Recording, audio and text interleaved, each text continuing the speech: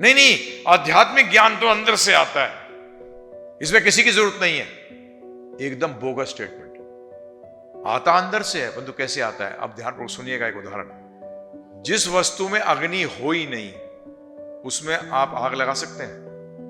लकड़ी के अंदर अग्नि है, बाहर से आप अग्नि दिखाते हो तो वो अग्नि निकलकर आती है। समझ में आया आपके? लकड़ी में अग्नि है, परंतु अगर वो गीली है तो वो अग्नि क्या होती है, जितनी ज्यादा लकड़ी गीली होगी उतनी उसको निकलने में क्या लगेगा? समय लगेगा।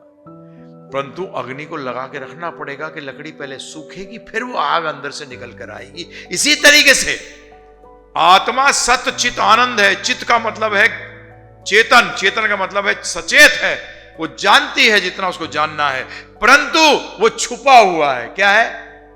तो उसको बाहर से ज्ञान देता है। तो मेरे को प्रभुपाद जी का एक बड़ी अच्छी बात लगी अपनी अच्छी गुरु महाराज की। उन्होंने कहा मैं आपको भक्त नहीं बना रहा, मैं आपको सिर्फ याद दिला रहा हूं कि आप भक्त हो।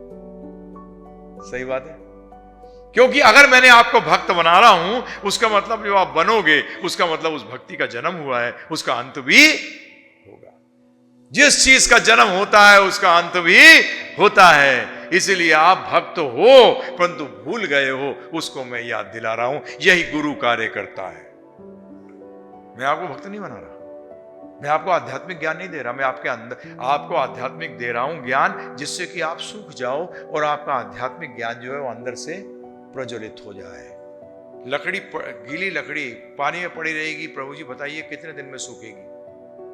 बोले कभी सूखेगी नहीं, पहले तो पानी सुखाना पड़ेगा, फिर चांस है उसका सूखने का।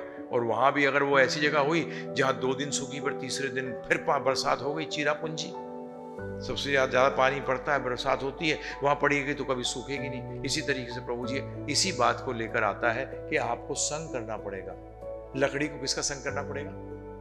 अग्नि का संग करना पड़ेगा। इसी तरीके से साधु संग करना पड़ेगा। साधु का मतलब जो उस विज्ञान के अंदर कार्यरत है। और संग का मतलब समझिए अब आप। उसे कई बार लोग आगे कहते हैं हम तो बहुत साधु संग करते हैं, बहुत संग करते हैं साहब।